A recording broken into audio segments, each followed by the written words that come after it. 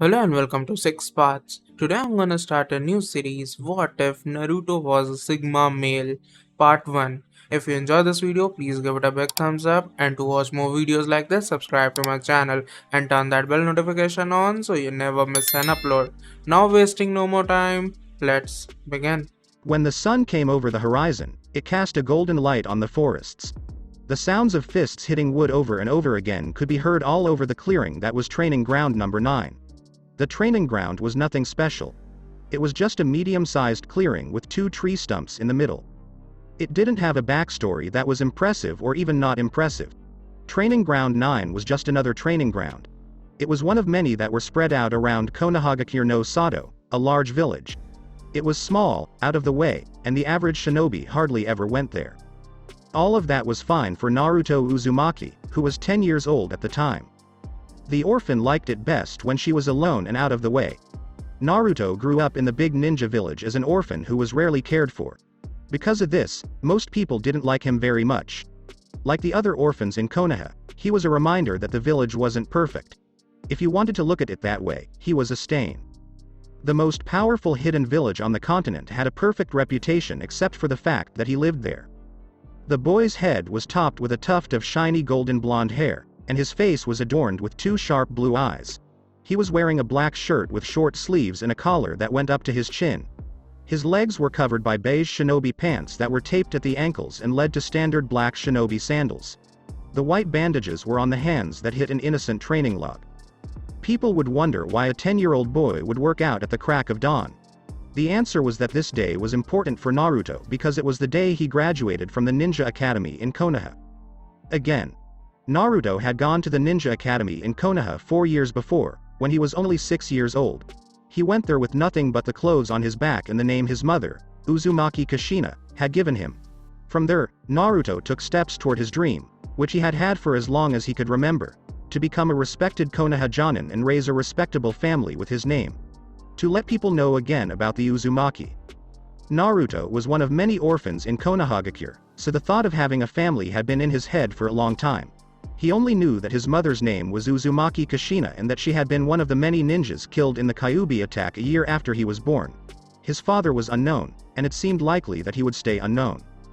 Naruto had worked hard and methodically to get through the academy, scraping and clawing his way to the skills that made him the rookie of the year 3 years before he was due to graduate. No one had ever told him he was smart, and he had never thought of himself as smart. His skills had taken everyone, including the academy instructors, by surprise. He didn't learn jutsu faster than anyone else, and he didn't handle thrown weapons better than anyone else in his class. He also didn't soak up information like a sponge. He just had a goal to reach and the drive and work ethic to get there. When Uzumaki Naruto wanted to do something, it was a sure thing that he would do it. He was always like that.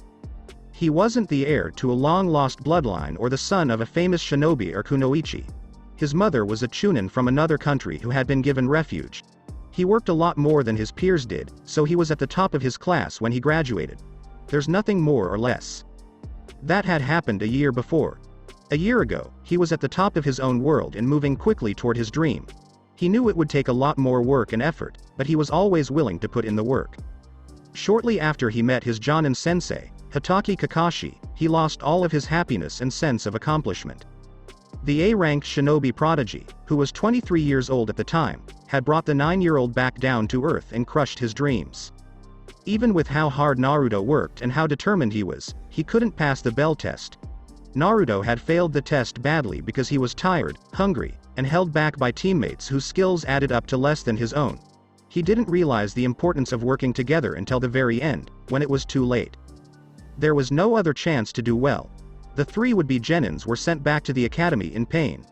Naruto's pride was hurt, so he got ready for a year of review and training before, hopefully, he would be put on a new team. But that wasn't what happened. The Shinobi Reserve Program was one of the less well-known things that Konoha did.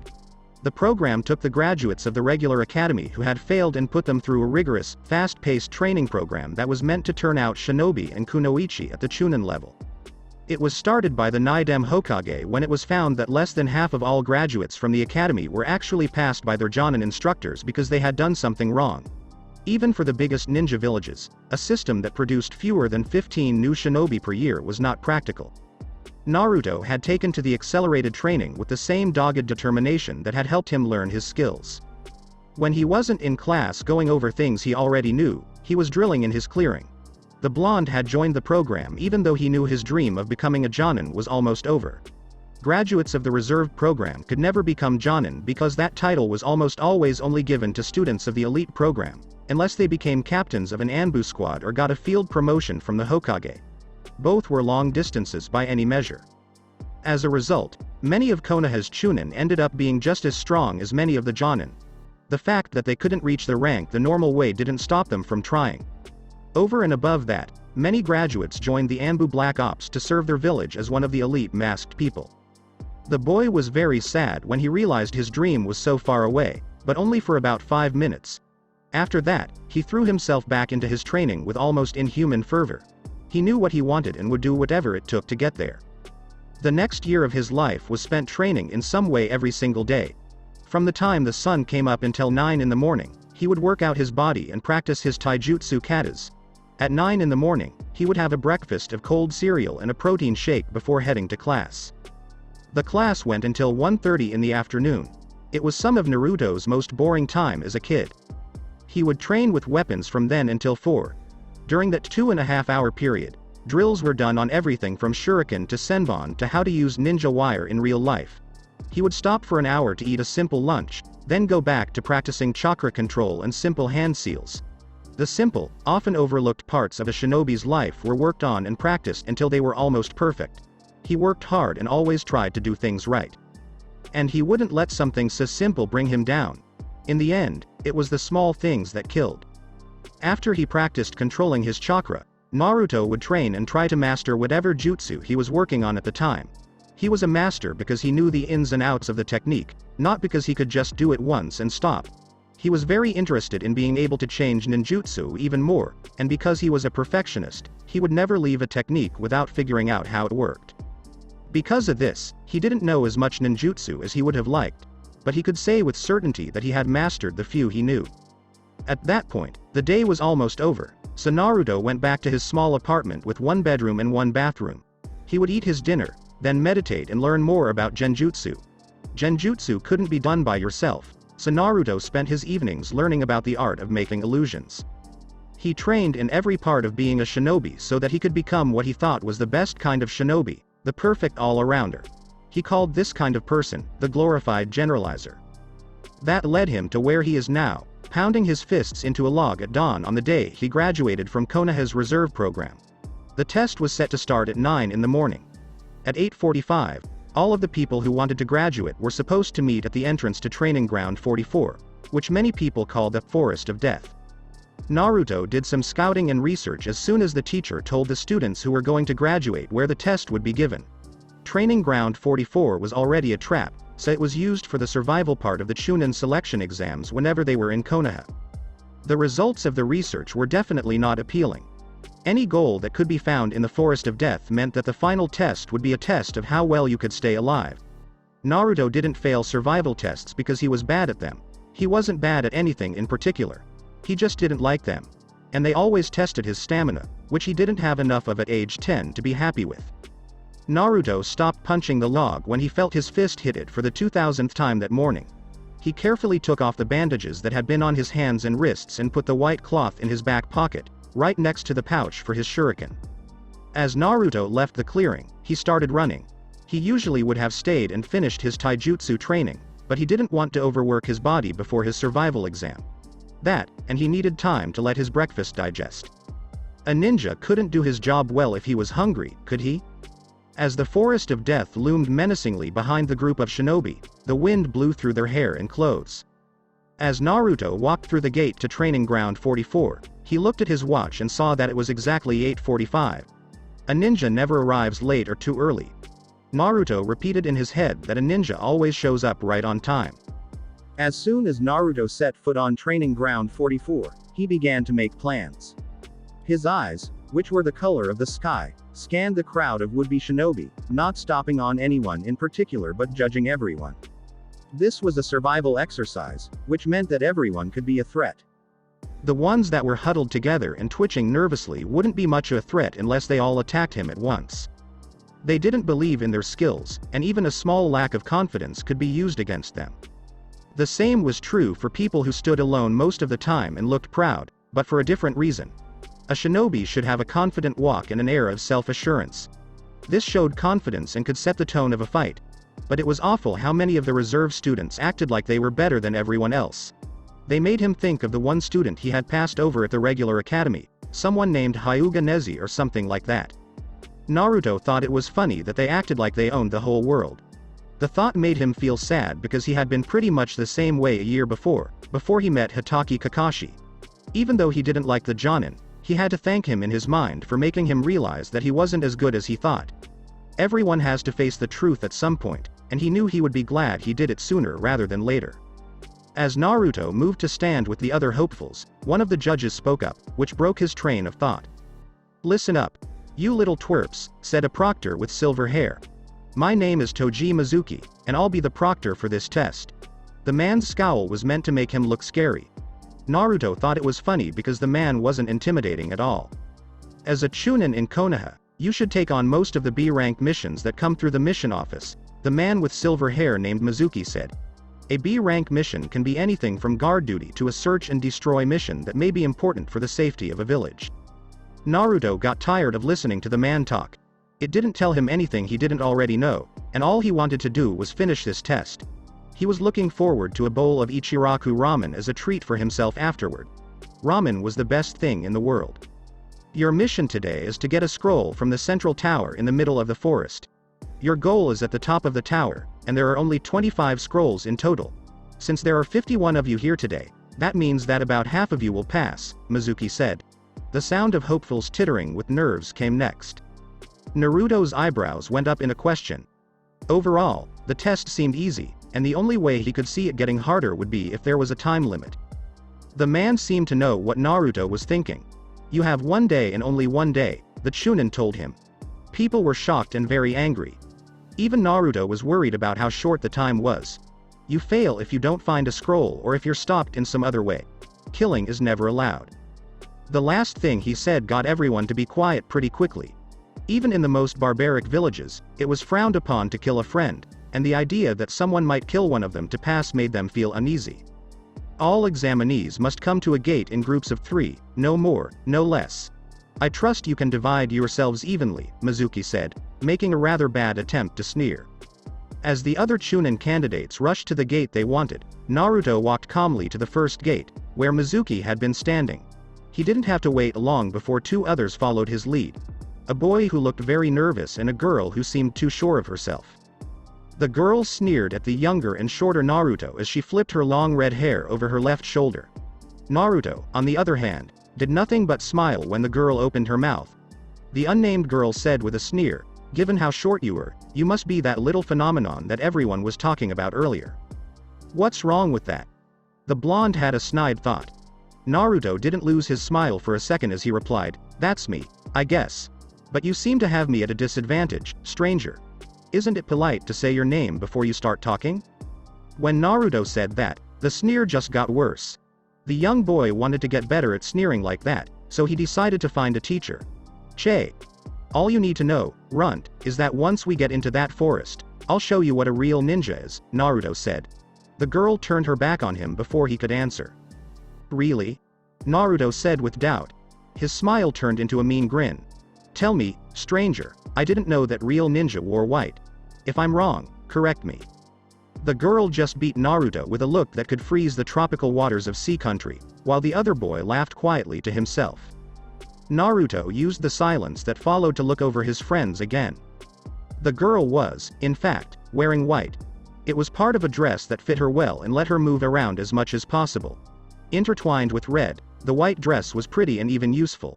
It showed off the kunoichi in growing training's curves well, but Naruto, who was only 10 years old, didn't really care.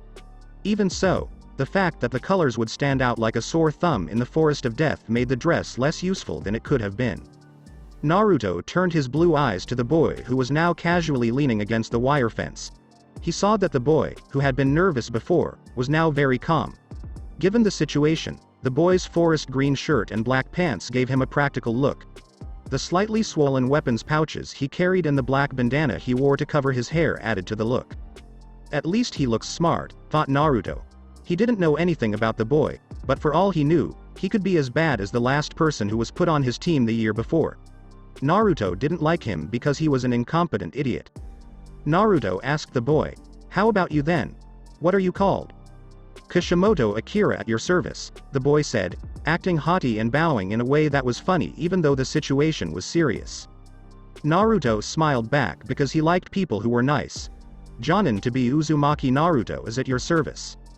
When he spoke, people raised their brows. "You seem sure of yourself. You do know that the path to Jonin for a reserve graduate is a long one, right?" Akira asked. The smile got even bigger. "Of course I do. But that won't stop me," Naruto said with confidence. "I know what I have to do, and I'm used to working hard." Akira looked at the short blonde again and then gave a short nod. "Well, then, good luck." In response, Naruto gave a nod. From his post above them, the Chunin gate guard said, "Enough talking down there. I'll open the gate soon." Mizuki's voice blared over the hidden speakers at the gates, saying, "Let the test begin." Naruto moved quickly as soon as he heard the words, even though the gate hadn't fully opened yet. Naruto's right hand reached into the holster on his leg and pulled out a kunai. This speed was the result of many hours of training. No one could do anything before Naruto slammed it hard into the back of the red-haired girl's head. Naruto made a single hand seal as the unconscious body fell to the forest floor. Behind the stunned Akira, a second Naruto rose from the ground and tapped the back of the boy's head. Naruto's smile was bittersweet as he watched the boy's eyes roll back as he, too, fell unconscious to the ground.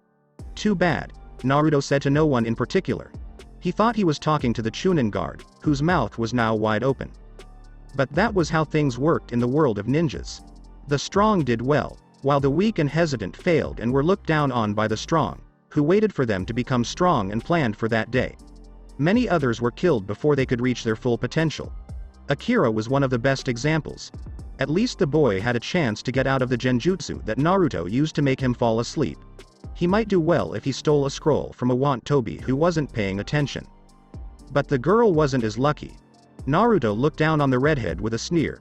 She might wake up in less than 10 hours, but that would be lucky. Even then, she probably would still have a head injury. Shouldn't have called me a runt. B***tch. Naruto put his kunai back in its holster and used a small amount of chakra to get rid of his Tsuchi Bunshin. He was glad he had taken the time to learn that technique well because it would help him in the future.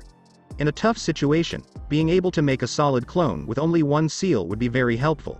He was very proud of it, even though Earth wasn't his main chakra affinity. The young man with flaxen hair winked at the Chunin, who was still on the ground, and gave him a two-finger salute. He then ran into the forest of death at full speed. As he blocked the kunai, Naruto cursed himself for not thinking ahead. That one would have cut his jugular vein and left him defenseless and bleeding to death. Naruto jumped backwards to get some space between himself and his attacker, then threw a bunch of shuriken at them. As expected, the bladed weapons didn't hit, but they did stop his opponent from attacking for now. In retrospect, he was almost stupid for thinking that there wouldn't be guards around the tower where his goal was. Naruto had made it through training ground 44 with few problems and only a few small fights with other trainees. He had a few bumps and scratches from the small fights, but nothing more. It would have made sense to say, "You should see the other guy." The 10-year-old blonde calmly made his way to the tower's entrance, where he was immediately attacked by a man he thought was an examiner because he was wearing a Chunin vest. It had been exactly 1 minute and 17 seconds since then. Ninja fights rarely lasted more than a minute, and the element of surprise made that even less likely in the field. Naruto thought that the only reason he was still alive after doing kawarimi with a nearby log and flipping through a series of quick seals was because the examiner wasn't trying to kill him. When he saw something move out of the corner of his right eye, he knew that his attacker was coming at him with a kunai. When the boy felt the kunai pass by him 1 meter to the right, it made him smile. Illusion in place. As the Chunin ran at him in a zigzag pattern, Naruto put chakra into his legs and used a shunshin to disappear. The nameless Chunin was moving quickly to close the distance between himself and Naruto. When Naruto's outstretched arm hit the genjutsu-controlled man in the solar plexus, it was like the man had run into a stone wall with the speed of both himself and Naruto added together. The Chunin was knocked out by Naruto's small genjutsu before he or she could feel the pain. It didn't matter, though, because he would have been unconscious as soon as his back hit a tree 5 meters away. The fight had been going on for exactly 1 minute and 35 seconds. As Naruto quickly looked to see if the man was still alive after hitting the tree pretty hard, he held his right arm, which was hurting. He had come up with the idea for the attack on the spot, and it worked. He had almost dislocated his shoulder, so he would have to make sure to strengthen his arm properly in the future. With a little bit of pride, he thought, lariat. I'll have to remember to write that down. It would go on his own scroll right next to his first original genjutsu. Naruto's genjutsu, Kokoni Arazu no Jutsu, which made his Chunin attacker think he was a meter away from where he really was something he had made up on his own. The Chunin's heartbeat was steady, so Naruto felt safe leaving him where he was. He was sure that another examiner would find him. Naruto looked at the tower and went over what he knew about the exam. Most likely, his main goal would be at the top. They will expect me to come in through the top windows, since that's what a shinobi would do. In that situation, it would be best to think outside the box. Naruto made a Tsuchi Bunshin in the trees behind him by making a single hand seal. He switched places with it using a quick kawarimi and told it to come up to the tower from the outside. As the clone left, he put on his Kokoni Arazu no Jutsu and a Niju Kokoni Arazu no Jutsu on top of it. Even if someone did see him walking in the front door, he would have enough cover. Not only that, but anyone who wanted to attack him would have to get rid of 2 genjutsu just to find him. Few ninja thought to look below a single genjutsu to see if there was another one. Naruto moved quietly to the front door of the tower after he shook himself out of his thoughts about how many shinobi had failed. It would be better to just finish the test. Even though he was cocky, he thought he was probably the first trainee to reach the tower. He also knew that it wouldn't be long before other trainees caught up. He was confident in his skills, though, and walked confidently into the tower that held the key to his future as a shinobi. A smooth voice from behind Naruto asked, "Mind if I join you?" When Naruto looked up from his bowl of hot pork ramen, he saw the figure of Toji Mizuki. The white flaps that served as the entrance to the Ichiraku ramen stand let the silver-haired judge be seen. A young woman with short black hair and a Chunin vest stood behind the Chunin with silver hair. She had her arms folded across her chest and looked like she couldn't wait any longer. Not at all. It's always nice to have company, Naruto told his old teacher with a smile. When he wasn't doing his job, he seemed like a nice guy. The man's face broke into a smile. "Fine," he said, and then turned to the woman waiting outside and said, "Tsubaki-chan, why don't you go home? I won't be long." The short-haired woman sighed and said, "Okay, but don't take too long." She leaned in and gave the man a quick kiss on the cheek before jumping to the roof on the other side of the road. Mizuki took care of her with love, but he was also a little annoyed by her. "I don't think that's a good way to say goodbye to your boyfriend," he mumbled. Naruto couldn't help but laugh. After she was gone, the Chunin with silver hair went inside the stand and sat down next to Naruto on a stool. He told the stand owner, "Give me a medium miso ramen, please." "Good choice," Naruto said as he ate his own bowl of ramen next to him. "I like that one best." Mizuki nodded and said, "Yes, miso is good. A friend turned me on to it a few years ago, and I haven't stopped eating it since." "That Toji-san is a smart friend of yours," Naruto said with a nod of approval. "Please, Mizuki. We're co-workers now, right, Naruto-san?" asked Mizuki with a smile as his ramen came out. "I guess that's true," Naruto said. The young Chunin smiled when he looked down and saw his new flak vest over his usual black clothes. "Yes, that's exactly what I wanted to talk to you about." Naruto's blonde eyebrow went up. "Why were you looking for me?" Mizuki stopped slurping his noodles to look at his friend, who was 10 years old. "Partly because of the rumors that seem to be going around about you right now, but mostly because I wanted to introduce myself," he quickly added. "Yesterday's short introduction hardly counts." Naruto barked a laugh. "Are you that scary all the time?" Mizuki was kind enough to blush and look like she was ashamed. "Oh well, I guess I didn't do so well with the intimidation factor. It's not really my thing." Naruto said, "Nope," and asked for his bill. He put his bowl down and turned to his friend. He asked, "So, what do you want to know? I don't think you would have come to say hello if you didn't have something to ask." Mizuki said, "Well, you're right about that. I guess I was interested when one of the gate guards told me how you got into the forest," Naruto said. He nodded and gave a small smile as he thought about it. He was happy with how quickly he thought of that idea. I had already watched the tape, so I thought I'd do a little digging. Naruto finished for him by saying, "And you came to me for answers." He was surprised and a little flattered that the man was interested in him. Maybe his skills were finally being seen for what they were. Mizuki didn't show that he was upset by how smart the boy was, if he was. Just one, actually, and his name is Amino Iruka. Do you know him? Naruto nodded in recognition. The scarred Chunin, who Naruto knew was a teacher at the academy, went to Ichiraku's a lot. They had run into each other more than once. Yes, I know, Iruka. What do you want to know? Mizuki looked at the boy for a few seconds before saying, "Well, there are a few questions I'd like to ask, but you look like you want to leave, so I'll be quick." Naruto nodded, as he did want to get home soon. Mizuki looked straight at Naruto and asked, "Why is someone your age and with your skills in the reserve program?" Naruto made a small laugh because he knew the man would ask that. "It's a long story, but I'll give you the short version," Naruto said. "I was at the top of my class last year, and I had the bad luck to be on Hitaki Kakashi's Genin team." Mizuki nodded, so Naruto went on. The man with silver hair winced and nodded. The young Jonin was getting a bad name because every Genin squad he led failed. "Yeah, I guess that'll do it. It's still a bit surprising, though, that the best rookie got sent to the reserves." His statement was met with a wise nod. "Yeah, but it's been good for me. When I got out of the academy, I was a very cocky jerk." At the admission, Mizuki jumped a little. He didn't think Naruto was arrogant at all. He thought Naruto was confident and sure of himself, but not arrogant. The boy seemed pretty humble, but that could have been because of what had happened in the past year. Naruto shook Mizuki out of his thoughts and told her, "Well, it was nice to meet you. Maybe we'll work together on some missions in the future."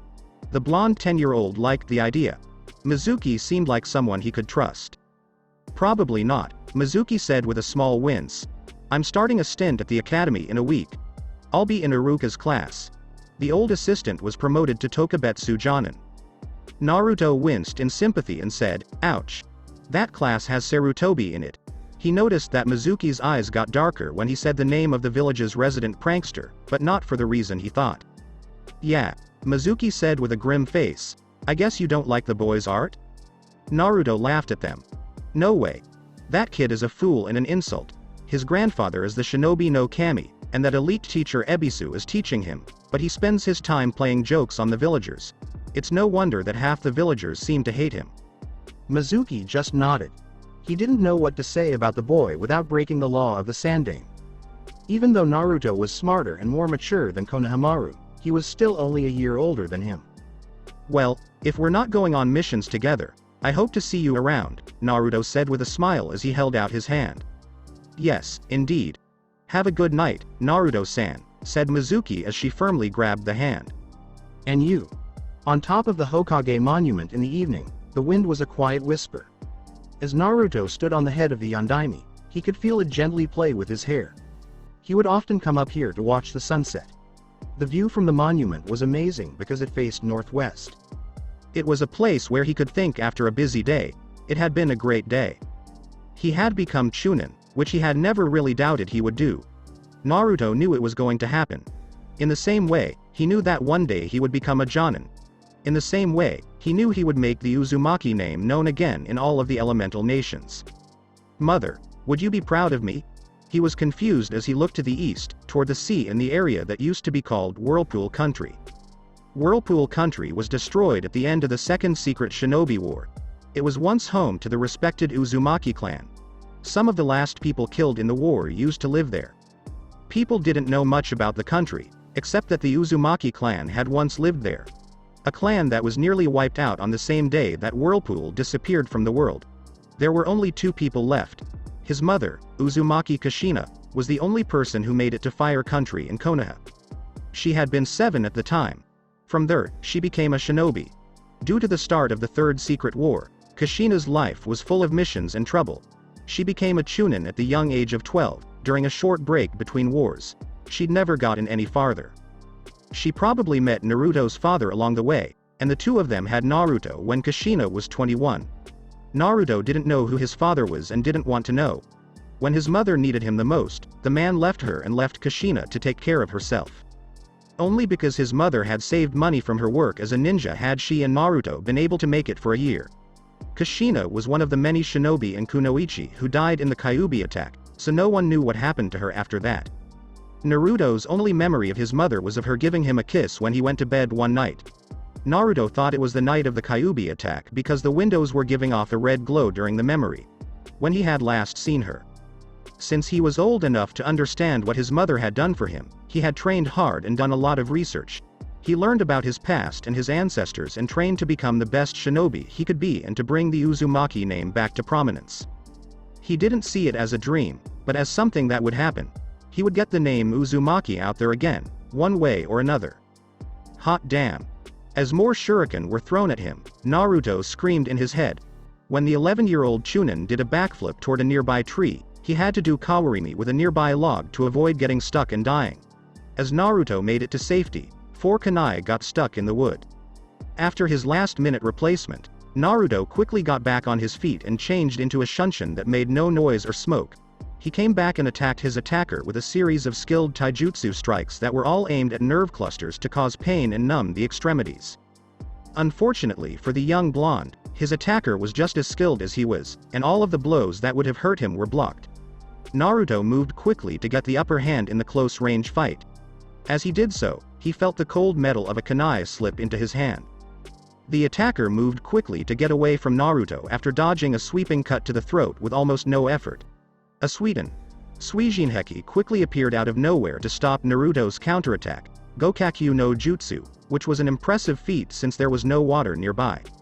Naruto cursed his low Kaiten affinity as he flipped through a set of seals on the other side of the clearing. He was constantly annoyed by the situation, and it kept coming back to bite him in the most annoying ways. When I lived in Fire Country with my mom, I would have gotten my Uzumaki sweetened nature from her. True to the name of its host country, Konoha was the best village in the world when it came to Kaiten-natured techniques. Naruto was lucky to belong to the element that was the opposite of fire. His daydream was interrupted by a thick fog, and the blonde boy scolded himself for getting lost in it. He gave a small grin as he watched the chakra-filled mist settle over the clearing and the area around it. His jutsu had worked perfectly. Naruto moved quietly so that his sound wouldn't be picked up by the mist as he looked for the attacker's chakra signature. Most people who used the silent killing technique wouldn't do anything like this. The person using the technique had to be able to find any presence in the mist, and one of the most common ways to do that was through acoustic amplification. After Kirigakure used the technique to kill people in the Second Secret Shinobi War, the technique became well known, and many practitioners came up with ways to stop it. Many Kiri-nin had been killed after their eardrums had burst from loud noises that were meant to hurt the silent killer. The young ninja had worked to find a way around this fatal flaw in a technique that could be very useful for a ninja with Naruto's skills. Naruto would send out a wave of chakra from his body after doing the Kirigakure no Jutsu. As a mix of physical and spiritual energies, chakra could be absorbed by any living thing, and it would if nothing else was done. The only thing that wasn't affected was the human body, which had so much chakra that it automatically fought off anything that tried to get in. As a result, Naruto could almost instantly sense any human within range of his wave, even without using sound amplification. Ninjas in particular stood out to him because their bodies held so much chakra that they were like lights to him. He was still working on a version of his mist that would help him find chakra signatures automatically and not be noticed. Naruto moved quickly when he felt his chakra bounce off of what seemed to be a human shape. Naruto drew 2 kunai from his holsters and ran through the mist silently before cutting his attacker's throat with a double-knifed cross-slash. The effect happened right away, and his attacker's dead body fell to the ground and broke up into dust. Even though Naruto's mist would normally be a problem in a fight, it wasn't at all when he let it fade away. Why should you be worried if you just killed your own clone? Naruto had been using this training method more and more lately. Fighting an equal was the best way to improve your skills, and who was more equal than a clone? Even though the Tsuchi Bunshin was mostly limited to Earth, which was a good surface, there was never a shortage of what was needed, especially in the training grounds around Konoha. Naruto stopped in several places around the slightly bigger training ground 9, which had been forced to grow over the years because of Naruto's actions. He then picked up his scattered weapons and disappeared in a cloud of leaves. Even though he could use the technique without smoke, it took a lot of concentration, which Naruto didn't want to use for something as simple as fast travel. When Naruto got back to Konoha proper, He went straight to the roofs because he knew how dangerous it was to use shunshin in the streets. Soon after he learned the technique, he almost died when he ran straight into a merchant's stand.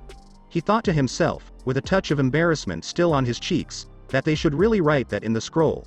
He had caused a lot of trouble that day. So much trouble, in fact, that the Anbu had to be called to settle things down. When I thought about it, without the military police force, the Anbu was being asked to police the village more and more.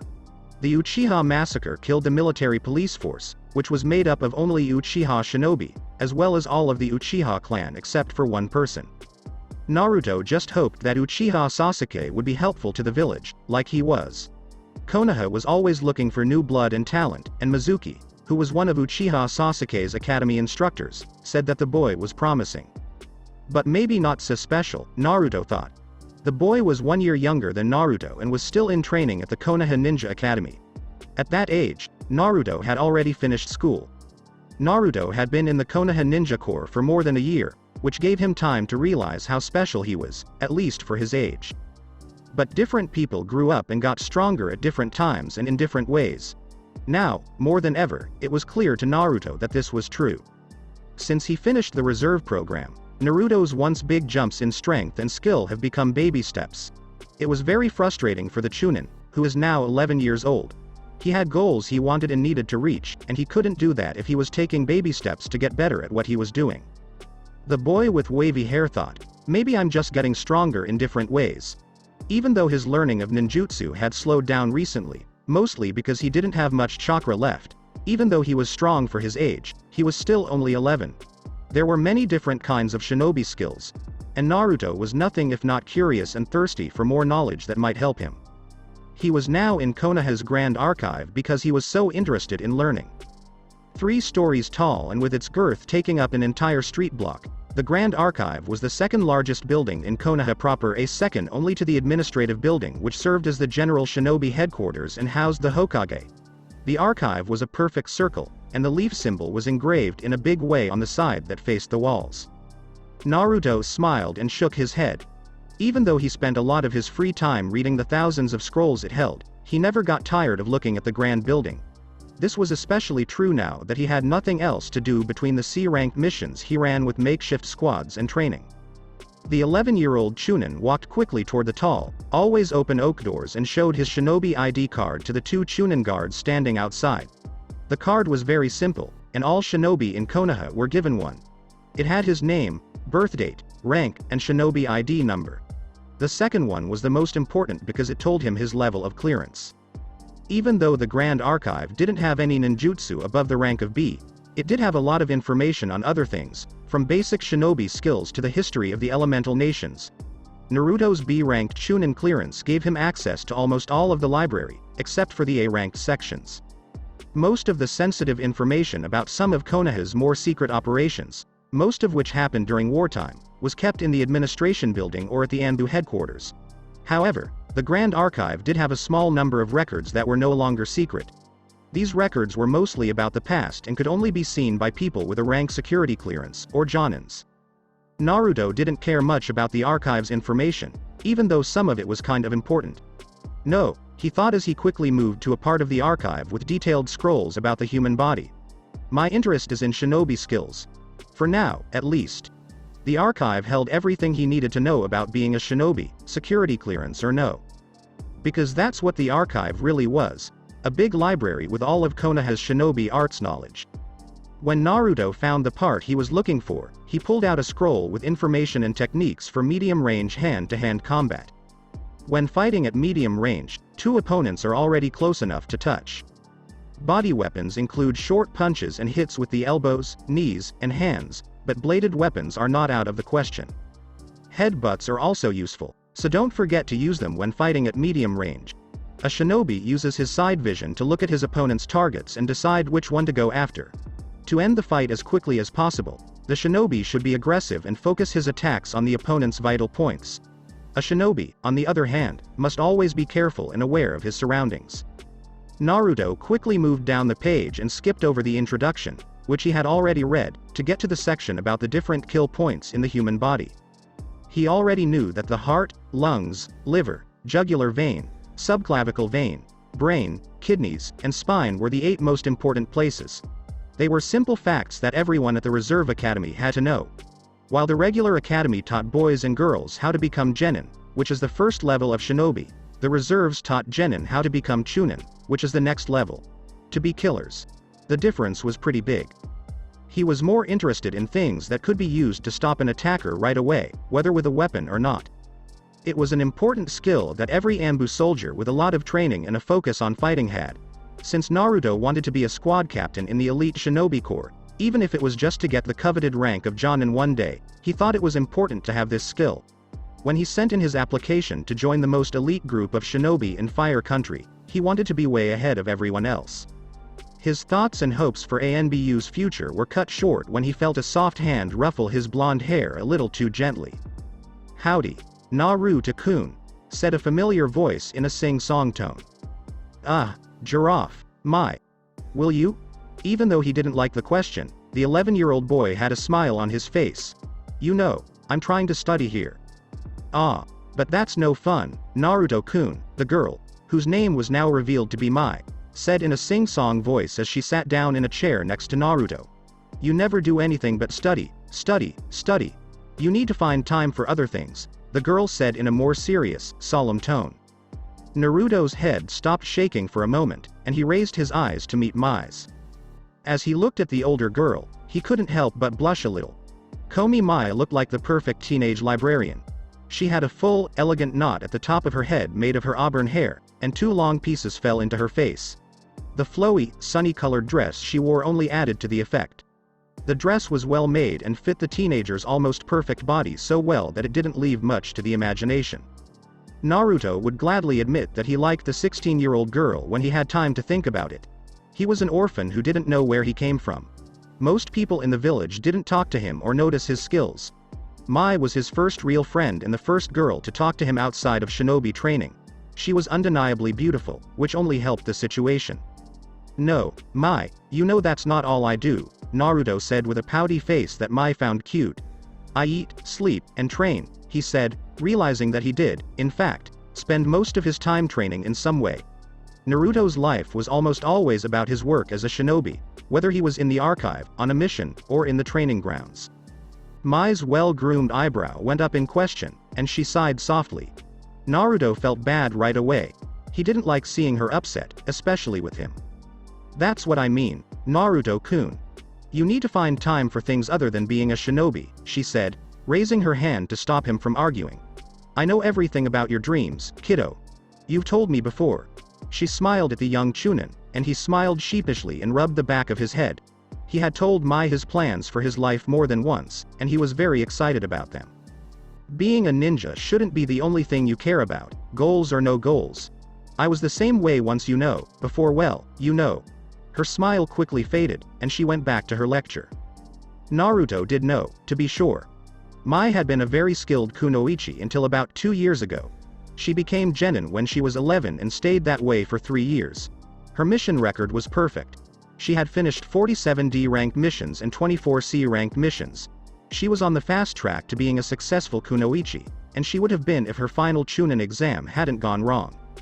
Rukusho Aoi, her sensei, had put her team up for the Chunin exams in Konoha before, but they failed the second part of the test.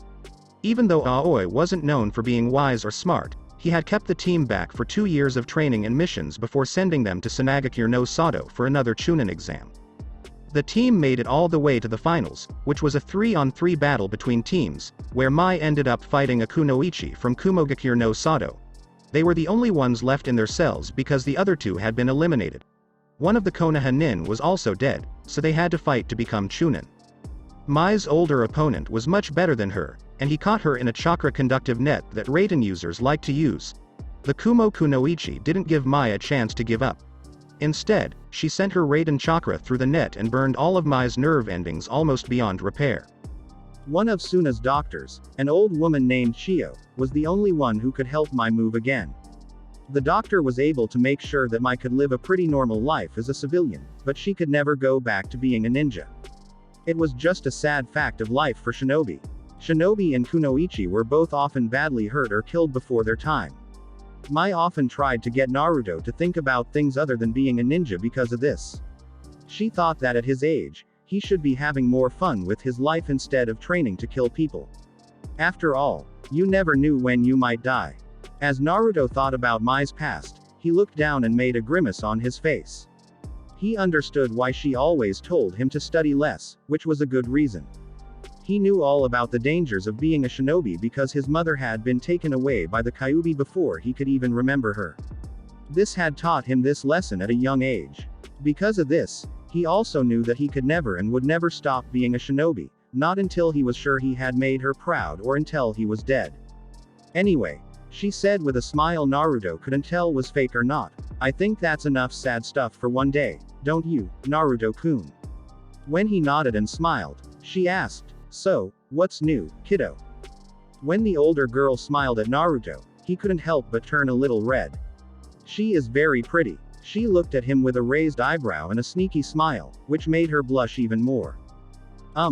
Naruto was confused and trying to figure out what she had just asked him. He had been looking at her face too much and not listening to what she was saying. She asked him again, what's new, kiddo? She felt sorry for him and laughed at how he responded. Oh, right, Naruto said with a nervous laugh as he rubbed the back of his neck. Mai was the only person who could make him nervous. For the 11-year-old, it was the worst thing ever. Even when bandits, allied jonin, or academy teachers gave him a hard look, he didn't flinch. But a 16-year-old girl could make him nervous no matter what. Naruto said it was his growing hormones. Oh, not much. Today I'm meeting my new team. His answer was met with a well-groomed raised eyebrow. What? I thought you already had a team. Naruto shook his head to say, no. I did, but it was a rotating squad. We only did a few C ranks and patrol duty runs around the border. This one should be more permanent. The rotational squad system was a system designed to allow rookie chunins to get their feet wet and learn to adapt to the chunin lifestyle. Most squads didn't stay together for more than a few months, and only ran simple missions. This was a part of rookie chunin's probation period. At the end of a chunin's probation period, they would be shuffled into an existing squad in order to take higher level missions. Mai nodded her head in acknowledgement. So, what are you studying? Something to help with your new team. Naruto shook his head again. Not quite. Just a taijutsu manual. Mai looked surprised. Oh, I thought you were plenty good at taijutsu. Why aren't you looking up ninjutsu? I know that's all I did when I was your age. Naruto smiled at the compliment towards his skill, hidden though it was. There's no real need. I won't be able to use most of them yet. I just don't have the chakra to throw around ninjutsu all the time. It was true. Though Naruto was gifted with a slew of natural talent, he wasn't gifted with an abnormally large chakra capacity. While it was large for his age, and that was only because of the amount of intense training he put himself through, at least in comparison to other 11-year-olds, it was still too small for him to throw jutsu around like party favors. It led him to his exploration of the other areas of ninja life, mostly genjutsu and taijutsu, and he hoped it would help him develop into a well-rounded ninja, rather than the ninjutsu-oriented shinobi that were the norm. Sneaking a peek at the scroll that Naruto had been immersed in, Mai grimaced when she caught sight of the title.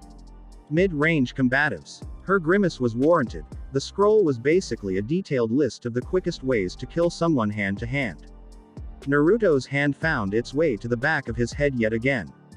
Yeah, I figure that if I'm pretty deadly up close, it'll help me compensate for my lack of chakra, and open up space for ninjutsu when I get a little older. The auburn-haired beauty conceded the point. It made sense, as Naruto's points almost always did, a ramen being the greatest food in the world aside. The feelings of bemusement remained. However, it was simply too surreal to see an 11-year-old both reading and passionately expounding on the various merits of being able to kill a man 16 different ways from within 5 feet. It didn't curb her interest, however. Yeah, I guess it makes sense. An eyebrow was raised as she thought of something.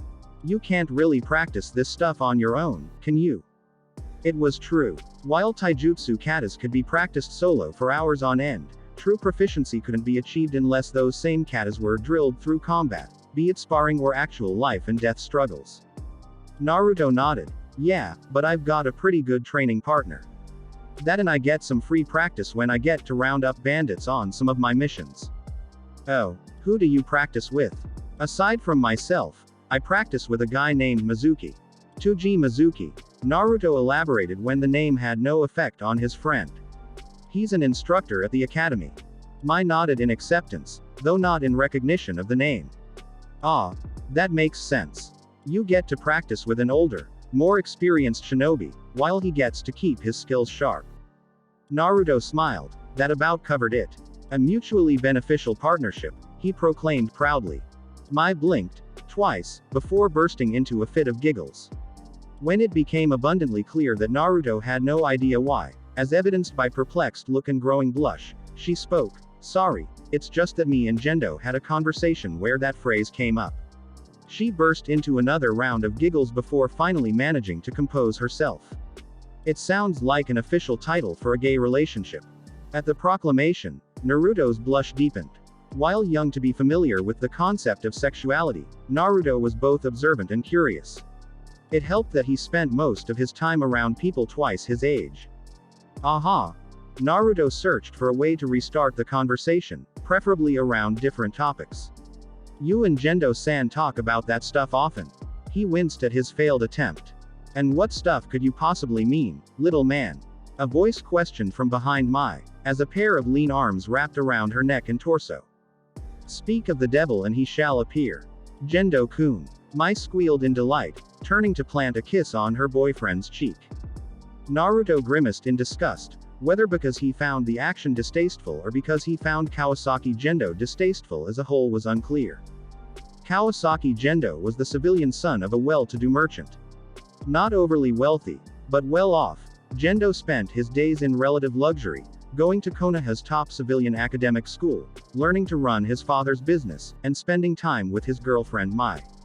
Handsome, relatively wealthy, and Mai's boyfriend to boot, Naruto had plenty of valid reasons to hate the 16-year-old.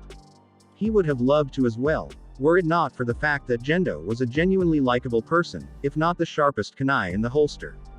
Mai-chan, the teen responded, while turning his girlfriend's face to plant a firm kiss on her lips. Naruto looked away at that.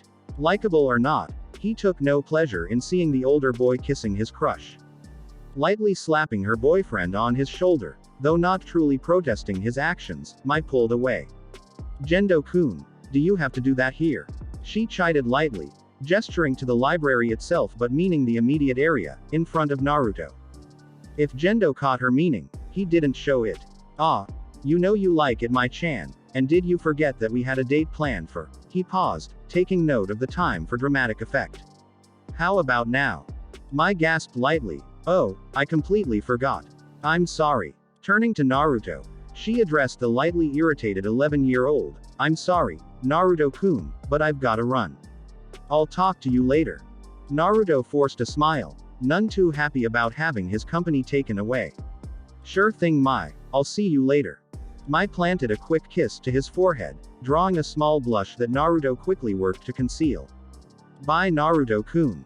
See ya around, kiddo, Gendo added with a smile and a wave as he left with Mai in tow. Bye, Naruto said weakly, alone once more. Turning back to his scroll on taijutsu, he sighed, before rolling it up and moving to place it back on its proper shelf. He had long since memorized it anyway, today had merely been a touch-up. Glancing around the archive, the world seeming all the more dim without Mai's presence, he swiftly moved to the section devoted to genjutsu. Passing a pretty, dark-haired woman in a dress that appeared to be half fabric half ninja wrap, Naruto felt a small smile worm its way onto his face. Genjutsu was a subject that he could immerse himself in for hours on end. And he had little doubt that his hours would be wasted. The light breeze tousled blonde hair gently as the sun beat down upon Naruto's back. Breaking into the open space of Training Ground 14, blue eyes took in the empty state of the large clearing. Checking. He noted that he was exactly on time. Given the empty state of the large training ground, the blonde immediately knew something was amiss. Naruto's danger senses were on high alert, so he was already moving when he heard the telltale whistling of a Fuma shuriken hurtling through the air toward him. Naruto caught the center of the bladed weapon with his outstretched hand. He did this on instinct, with adrenaline already pumping through his body. Naruto let his body be turned around by the Fuma shuriken's momentum before throwing the shuriken. The force of his throw added to the initial speed of the shuriken. As he crouched down, his blue eyes took on the shape of his attacker. He looked surprised as his weapon came back at him. But Kawarimi's quickness saved him as the giant shuriken tore into the log that was meant to stand in for him, leaving a nearly halfway mark. The leftover chakra from the swap let Naruto know where the man was, so he pumped chakra into his legs for a shunshin, trying hard not to make smoke or noise. When Naruto came back to face his enemy, he didn't have time to do anything before a kunai cut through his neck. The man, who was wearing typical Chunin clothes like a flak vest and Hitai 8, started to feel shocked as the 11-year body olds disappeared into a haze. Genjutsu, the shinobi thought with a grimace as he heard a single footstep that was much too close to him for his taste. To the Chunin's credit, he was able to bring his kunai up to Naruto's neck as Naruto felt the cold edge of a knife touch his jugular vein. "It's a tie," Naruto said calmly as his attacker's kunai pressed into his neck. Naruto could now see that the Chunin had a big scar on his left cheek. He gave a small grin. "Not quite," he said as two figures wearing flak vests and wearing their Hitai Atesh as bandanas fell to the branch behind the Chunin who was being threatened. Naruto was outnumbered 3-1, so he slowly took his kunai out of his attacker's neck but didn't put it back in his pouch. He kept it loosely in his right hand, which earned him a few points with the other three shinobi. The man on the other side took out his own blade and looked at Naruto with interest before putting it away. The man, who seemed to have finished making his point, gave a slight nod and turned his head toward the clearing that made up most of Training Ground 14. As if that was the sign they were waiting for, the two men behind Naruto's attacker disappeared in puffs of smoke and swirls of leaves. After a moment, they used their own shunshins to get back to the clearing. When Naruto saw the three Chunin, he felt a little less tense. He knew that whatever test had been set up for him was over, at least for now. Since he was young, his future teammates were probably afraid of how good he was because of his age. He was only 11, so it was to be expected, but it was annoying to have to prove himself. He only hoped he did well on his test. He had never failed a test before, except for the bell test, and he didn't want to start now. "Not going to lie," said the scarred Chunin. This got Naruto's attention right away. When Central Command said that an 11-year-old would be taking over, I was skeptical. It looks like the stories about you, Uzumaki Naruto, were true. Even though they were talking in a businesslike way, Naruto could hear a hint of respect in the man's voice, which made him smile. "Glad I don't let you down, but you've put me behind, Chunin-san. Namiyashi Raida, at your service," he said with a small smile after giving a small nod. The next person to go was the man to his left, who had an Anbu-grade ninjakin on his back. "Gecko Hayate, Uzumaki-san," he said in a soft voice. "Shiranui Genma," grunted the last man as he leaned back against a tree. Naruto saw that he was biting down on a big toothpick. As soon as the sun hit it, he saw that it was a Senbon needle. "Uzumaki is Naruto, but you all knew that already." Raida nodded. Naruto noticed that, at least based on this meeting, it looked like he was in charge of the group. "Most of your file, though, was just your mission history and how you did in school. Then do you want me to introduce myself?" Raida and Hayate both nodded, but Genma didn't seem to care much either way. "My name is Naruto. I like ramen, training, and hanging out with a few of my friends, I guess. Mai and Mizuki came to mind. There's not much I don't like, but I hate slackers and idiots. My dream is to become a jonin, and one day I hope to have a small family." Hayate smiled and nodded, as if he was really interested in what Naruto had to say.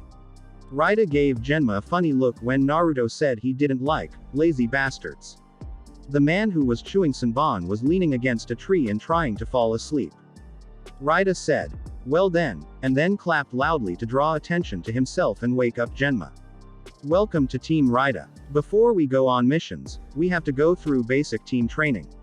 When Naruto looked confused, he explained. "General formations, battle tactics and strategy, things like that." Hayate gave a small frown to show that he didn't like the idea, and Genma's Senbon almost fell out of his mouth as he groaned, "I hate noobs." Naruto turned a little red, but it was more out of anger than embarrassment. He didn't like being the reason why someone didn't like him, especially for such a small thing. Since the Chunin teams changed every 6 months to a year, most of them had to go through basic training, unless they were very talented and worked well together. It wasn't fun by any means, but Naruto didn't think an experienced shinobi like Genma should think of it as a chore. It showed that they were not professional. Raida yelled, "Quiet, Genma." He seemed to agree with Naruto. When he turned back to the newest member of the team, he said, "Don't worry about him, he's just lazy. I'm going to need to see what you can do so I can put you in the squad and make formations and moves that work best for you." Naruto nodded, eager to show that he could do it. "Okay, so how do we do this?" "Well, the best way to do it would be to put you in a fight and see how you react to different things. I didn't learn much from our little fight back there, other than the fact that you're good, and I need to know what you're good at." The Chunin's eyes lit up and he gave a wicked grin. "Why don't you give Genma a try over there?" "Balls," was all Genma could say as a blur of blonde hair sped toward him. As he danced out of the way of Genma's counterattack, he could hear Raida and Hayate laughing in the background and thought that he would get along fine with Raida. This team might not be so bad after all. Naruto would later think that the team was not bad at all. In fact, that's not the case. Basic training, as it was called, only took a week and a half. Naruto sped up the process a lot, though, because his growing skill and determination made the boring drills go by quickly. Hayate and Raida were amazed, but Genma just seemed grateful. Over the next few months, Team Raida went on a number of C and B rank missions, most of which went smoothly. Naruto was also happy to find that the constant team training and sparring, as well as the more dangerous missions, had helped him get off his plateau. Since he had never been on a team with experienced people before, getting second opinions from Hayate, Raida, and even Genma helped him learn a lot. It really surprised him. Training with the three experienced Chunin also helped him get better at fighting faster than he thought was possible. Sparring with opponents who were different from what he was used to forced him to develop faster reflexes so he wouldn't get hit. Even though it wasn't a matter of life or death, Naruto would take what he could get. He wasn't willing to put his life in danger just to get better reflexes. He wanted to do well, but he wasn't trying to kill himself. The determined blonde found that he was on the same level as 2/3 of his team. However, Raida was still the strongest and most experienced of the group. Team Raida must have been chosen for a reason. He was better at genjutsu than both Genma and Hayate, and his close-range taijutsu was probably just a little bit better than Raida's, at least in terms of how well it worked. With all the training and sparring he did every day, Naruto was ruthless when it came to killing his opponents up close. In turn, the three older Chunin were much better at ninjutsu than he was, even though Naruto was getting better fast. Genma was a specialist in the middle range. He was very good at earth jutsu and liked to use it to force his opponent into a corner where he could kill them easily, preferably with his signature Senbon. Raida had the most ninjutsu reserves of the four. He was also a ninjutsu expert who was good at both fire and earth techniques. Getting good at two elements was almost a requirement to become a Jonin, and it showed that Raida was a good shinobi. Naruto had the highest regard for his commander. He knew that the man was skilled and had been a leader for a long time. Hayate was good at kenjutsu up close, and he used a creative mix of ninjutsu and taijutsu to add to his deadly skills with a blade. Naruto was interested in kenjutsu, mostly because he needed to know some of it for Anbu, and he was taking lessons on the side from Hayate. In exchange, Naruto helped the man come up with a new technique that combined kenjutsu and genjutsu. It looked both good and dangerous. Team Raida was a good Chunin squad because each member had a different set of skills and years of experience. Their skills were recognized, and the four of them were given a B-level mission to kill someone. Even though Chunin squads often get these kinds of missions, this one was different. It told Team Raida to destroy a group of bandits who lived in the middle of River Country, which was between Fire Country and Wind Country and served as a buffer zone. Killing bandits wasn't hard, but the compound seemed to be run by B-rank missing nin, a Jonin named Kurosuke Hideki who was pretty well known. The man was from Kumo and had left his side during the Third Great War after a failed mission. Their job was to kill him and anyone else who worked for him, if he had any, and to destroy his compound, which was causing trouble on the plains of River Country. It was easy to understand in theory, made sense on paper, and could be done. As ordered by the Konoha Missions Office, this is a simple B-level assassination mission. Team Raida is in trouble because the people in charge never thought that someone else might have been after Kurosuke Hideki, too. When the Konoha team got to Kurosuke's house, there were 3 signs that something was wrong. The first sign was that the wooden gates, which were similar to the ones protecting Konoha but much smaller, were completely ripped off their hinges. The bodies that were all over the small compound were the second sign. It was a terrible mess. Kunai, shuriken, and other weapons were used to pierce the dozens of bodies that were lying all over the streets. Blood was still dripping from the bodies, which were still cooling. The smell of death was strong in the air, and Naruto almost threw up. The air Team Raida breathed was full of ambient chakra, which was a clear sign that shinobi were involved. The silence was the third sign. Am I going to be the jerk who says it's too quiet? Genma asked, trying to make light of his growing discomfort and nervousness. Raida said, "Shut up, Genma." With a hiss, he made the sign for running away right away. It's clear that someone else is behind this. We need to go back to Konoha right away and tell the Anbu. They'll be able to handle this. I'm afraid that's a little late. When they heard the voice, the Konoha team turned quickly and saw 3 shinobi, all of whom wore forehead guards with the Iwagakure symbol. Kurosuke Hideki's body was roughly draped over the shoulders of the tallest man. A short man with a tuft of red hair and a zanbetu that was as big as he was stood up. As he raised his cleaver, his eyes sparkled in a mean way. Well, I haven't killed any Konoha trash in over a decade. What do you guys think? Time for some fun. In his short time as a shinobi, Naruto had fought a lot of dangerous people. Some had been more dangerous than others, that much was clear. On some of his early missions, he had to fight bandits and wandering ronin. On some of his B-ranked missions with Team Raida, he had to kill a few small-time missing nin. None of them were as strong as the Iowa squad, which had shown up in the middle of river country out of nowhere. When the 3-man squad threw away the element of surprise in favor of useless posturing, Naruto thought they were being cocky. Much to the growing worry of the boy, the Iowa nin had the skills to back up their confidence. In spades. When earthen spikes erupted from the ground and Team Raida had to move out of the way so they wouldn't get fried by the electric current, and when the red-haired man with the zanbetu charged in and hit Hayate with the flat end of his zanbetu, Naruto realized that he and his team were in over their heads. Iwa chose to pack more power into a smaller group than Konoha did when they put together their teams. Each squad was made up of 2 chunin and 1 jonin. This was the standard way to set up the teams. In theory, it would make the squad move faster and give them enough power to make up for the missing member. All of that was in a book about history that talked about the Third Great War. He also knew that Iwa had given some squads the name, Kill Squads, so that they could kill high-level targets quickly and without getting caught. Naruto thought they had found a Kill Squad from Iwagakure because of how the 3 of them acted, how much damage was in the once large hamlet behind him, and how easily the short man killed Hayate, who was a seasoned chunin in his own right.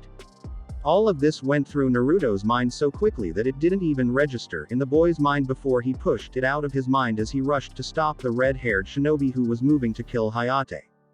As Naruto's focus reached insane levels, he palmed 2 kunai and went into Shunshin. As soon as the blonde chunin came back into view in front of the short Iwa nin, he could feel the strain of the jutsu on his body. With a quick block from above, the 2 knives were used to stop the cleaver in its tracks. As Naruto tried to kill the man with the zanbetu, the man's weight made his arms shake, and the chunin grit his teeth. Naruto sent the last bit of chakra from his shunshin to his legs and dug his heels into the ground to keep his twin kunais from falling. He almost let out a sigh of relief when he heard a rush of air behind him and saw Hayate's body being taken away by Genma. He was no longer in danger. Naruto grimaced in pain as he did a quick kawarimi with a nearby piece of trash. His chakra coils would be sore in the morning. If I make it out alive. Naruto's eyes moved to where Raida was fighting with the other 2 Iwa nin.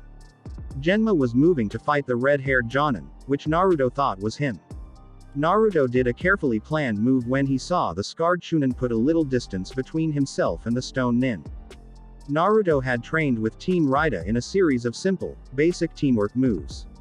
These moves were practiced a lot so that everyone on the team was not only ready for them at any time, but also expected them. Teams like the Densetsu no Sanin and the Inoshika Cho trio were known for their complicated, sophisticated, and deadly combos. Team Raida didn't do anything complicated or clever, but what they did was deadly. It was beautifully shown when Naruto reached out with his chakra and used Kawarimi on a Raida that was quickly running away. The two Chunin who were coming toward Naruto were completely unprepared to face a shorter, smaller, and very aggressive person. Konoha's reputation for deadly teamwork got a boost when Naruto quickly moved around an unprepared Iwa Nin and got behind him. With a satisfied grunt, the blonde slammed one of his kunai into the man's neck, splitting his spine. The whole fight was over in less than 2 seconds. Naruto stepped back and called a Tsuchi Bunshin to distract the second shinobi while he pushed the corpse into the second Chunin. The blonde jumped into the air and landed on a nearby roof, where Genma was waiting for him. Genma had been replaced by Raida, who was fighting with the Iwa Jonin. Naruto spoke to the Chunin, who didn't have his usual Senbon, as he looked over the battlefield. "My copy doesn't last long. What's going on?" Genma said in a hurry. "Hayate doesn't look good. His left lung was hurt by 2 of his ribs." "Fuck." Naruto grimaced and said, "Then we'll have to move quickly. I'll take the lead, and you take the flank." The Chunin, who was lazy, shook his head. "No. Raida can't handle the Jonin for long. I'm going to help out." "This one's yours," he said, pointing to the Iwa Nin who had just killed Naruto's Tsuchi Bunshin. "You gotta be kidding me." Naruto gave a short, one-time nod. "Understood." There was no time for arguments on the battlefield, especially when a friend was hurt, only quick decisions and executions. The blonde knew what he should do. As Genma disappeared in a flash of chakra to help the struggling Raida, Naruto took a scroll out of one of the pockets on his flak vest. After a quick burst of chakra and a swipe of blood, Naruto was holding a folded Fuma Shuriken. Naruto snapped the weapon into place and threw it at the Chunin who was now coming at him. He made a set of seals right away, then jumped to the ground and moved toward his enemy. When the Iwa Chunin saw that the shuriken was coming in at neck level, he ducked under it. He turned white and did an impressive corkscrew move to avoid the second shuriken, which had been hiding in the shadow of the first.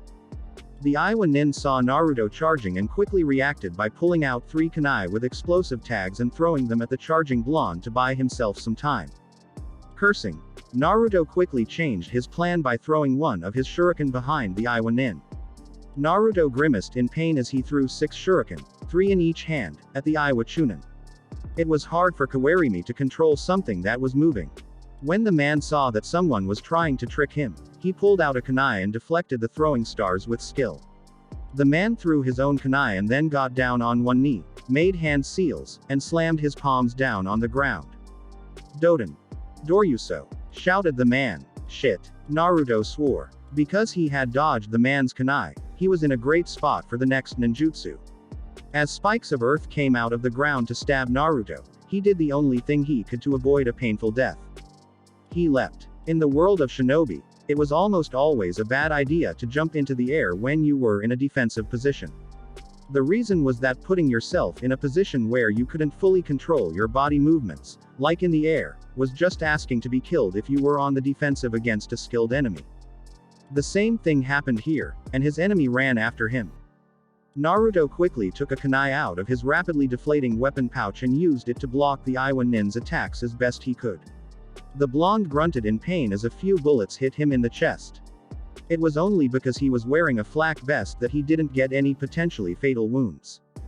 Naruto was falling fast and was about to die, so he used all his strength to kick out at the Iwa Chunin and push him off.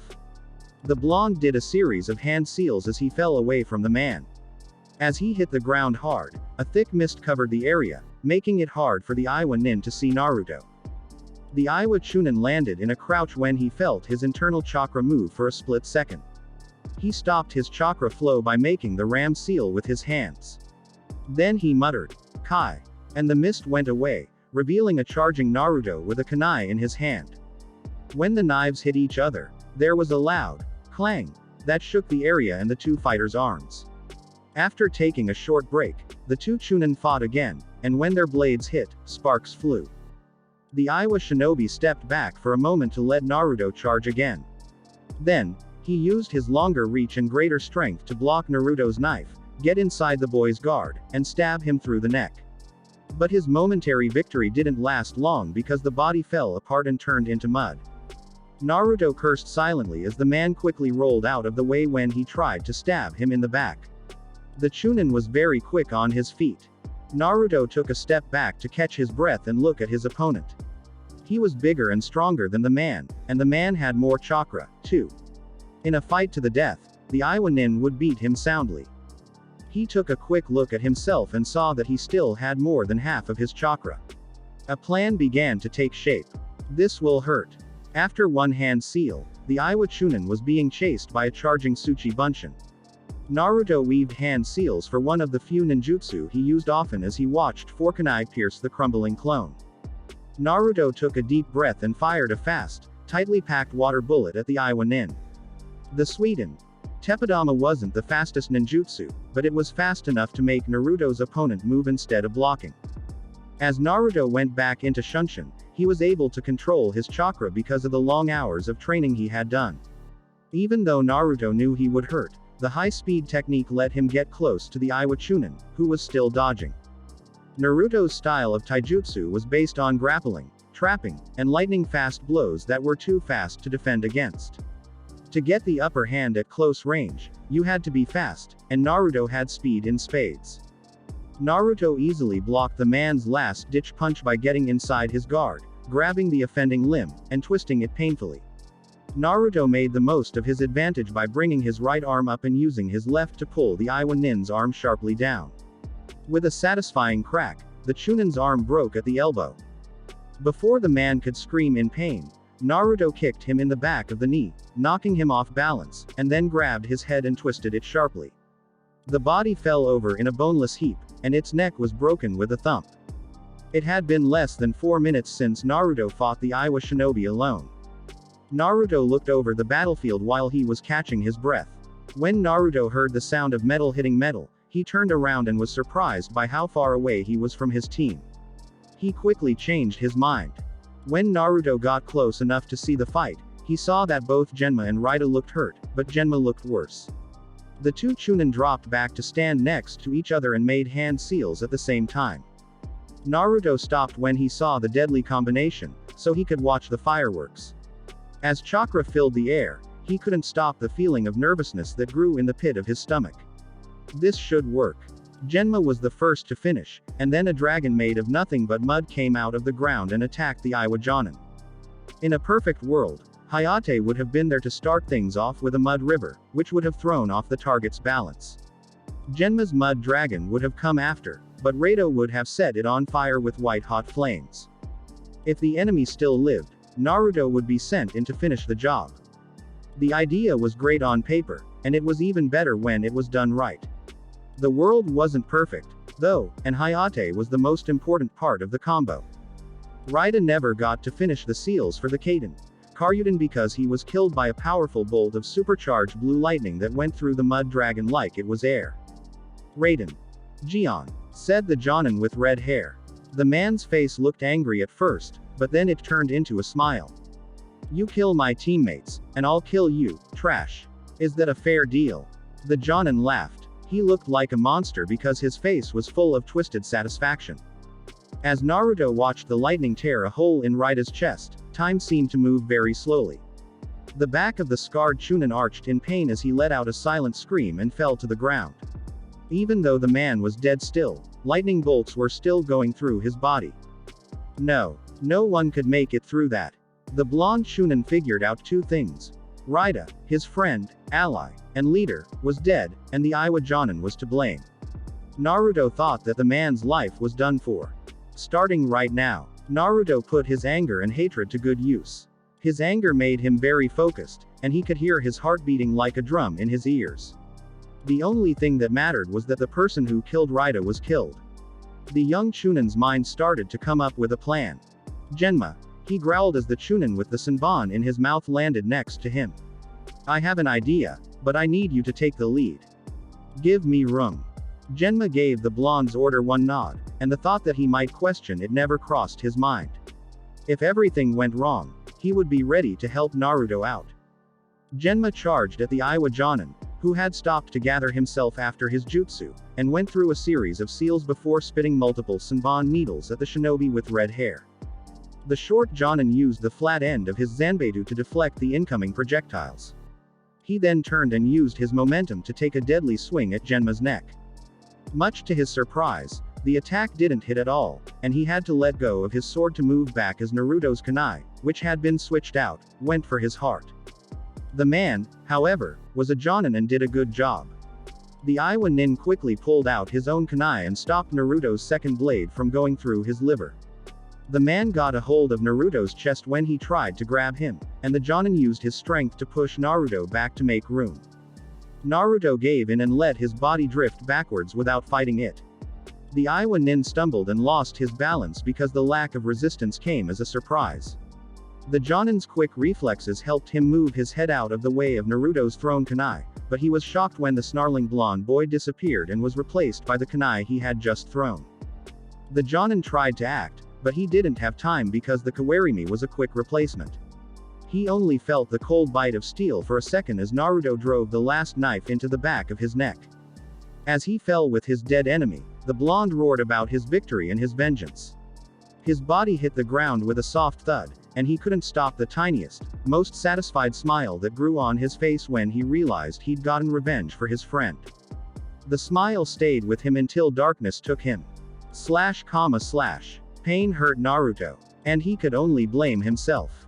He kept telling himself that everything had to happen. Even though the mantra was true, he couldn't help but wonder if there hadn't been a better way to do everything. A way that didn't put him in the hospital and hurt his chakra coils would be best. Despite what most people think, the Shunshin was not a jutsu for teleporting. It was a way to do things quickly, but that didn't make it any harder. Many people thought that all academy students, especially young genin, should learn the technique because it couldn't hurt. But there were very clear reasons why it wasn't the case.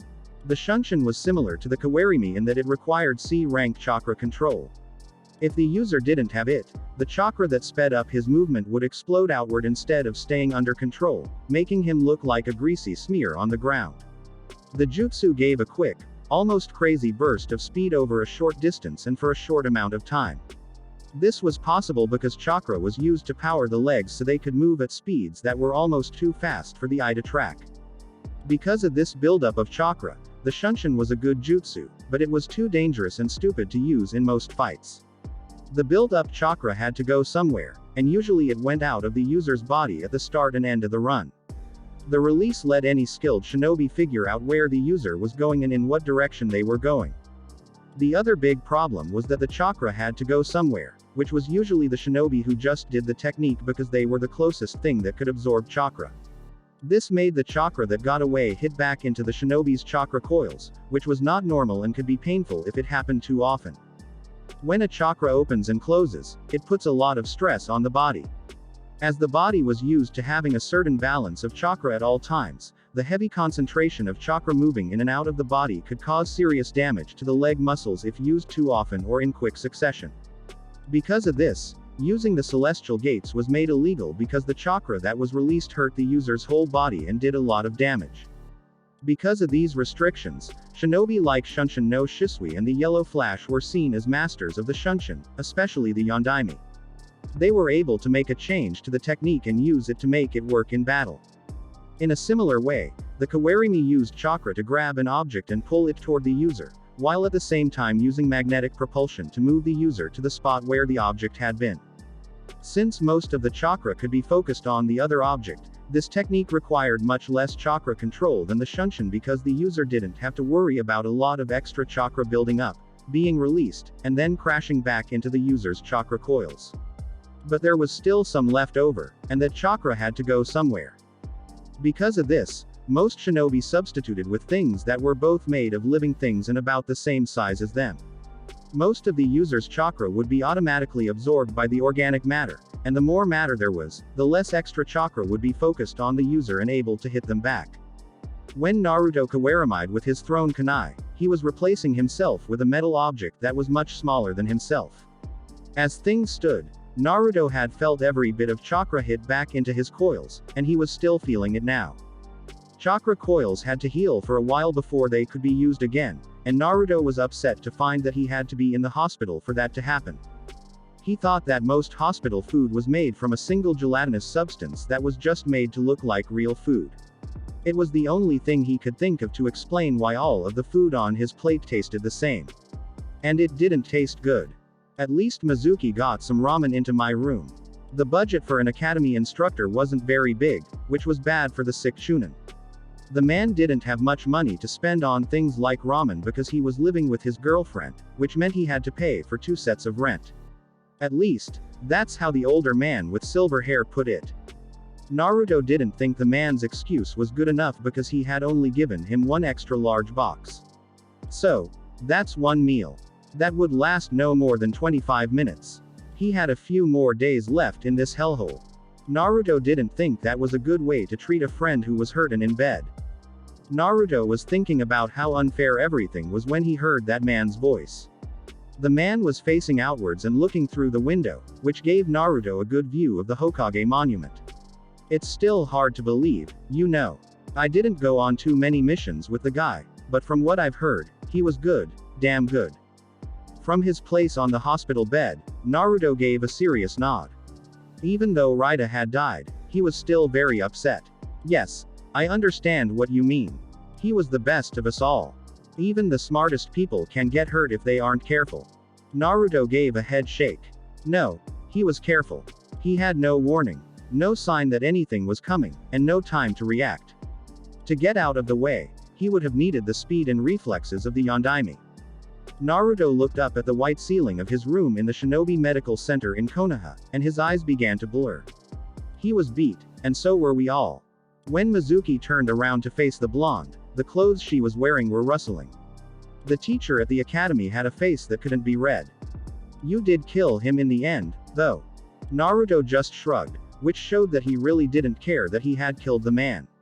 A week after the battle, Naruto just wanted to forget everything that had happened. Did you learn who he was? Naruto nodded, and his eyes got clear again. Jonin from Masahashi Shibito. Mizuki turned red when she heard the name. Holy crap. Naruto. Do you even know who that is? When Naruto didn't understand, he said, he's a ranked and was a ranked. He fought in the Great War. Naruto raised an eyebrow, looking really shocked. Genma was the one who had stopped by to tell him who had caused them so much trouble, but he didn't say this. The whole team. God, Naruto, you don't know what you've done, do you? When Mizuki looked shocked, Naruto let a small smile appear on his face. It was more for the sake of his friend than out of real pride. It looks like I killed an A-list badass. Naruto laughed to himself at Mizuki's continued lack of belief, which now included hand gestures. He was glad the man was his friend, though, because he was the only one who could cheer him up when no one else could or cared to. Not just him, but his whole team. The silver-haired Chunin shook his head in disbelief. Damn, Naruto. If you keep this up, you'll be Anbu in no time. They'll come looking for you, damn it. Naruto just shrugged and blushed a little bit. I had help. If Genma and Raida hadn't been there, I wouldn't have been able to kill 2 of them. His voice cracked a little when he said the name of his old captain. It was a group effort.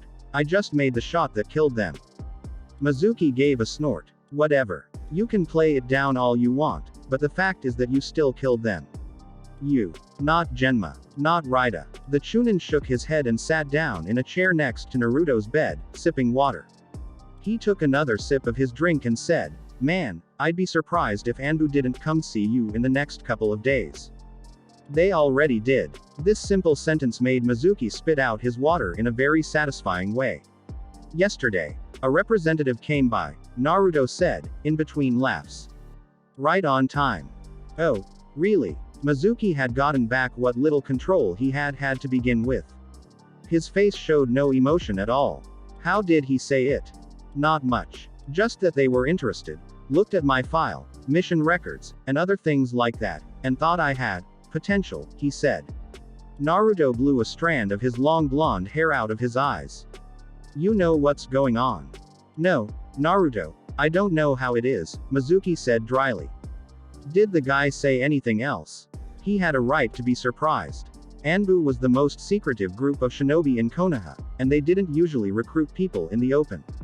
Even for someone as young as Naruto, Uchiha Itachi's betrayal still had a lot of effects on the Black Ops.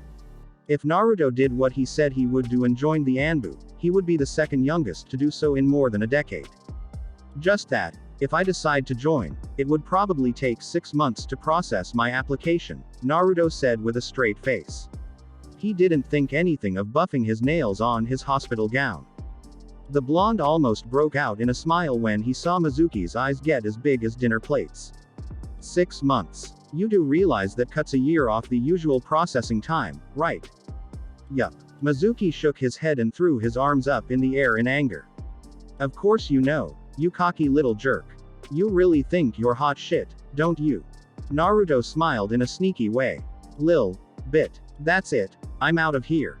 Let's see how you like not getting ramen tomorrow, Mizuki said as he got up from his chair, grabbed his jacket, and walked toward the door, shaking his head at Naruto. Oh. No, I hope I'm not in the way.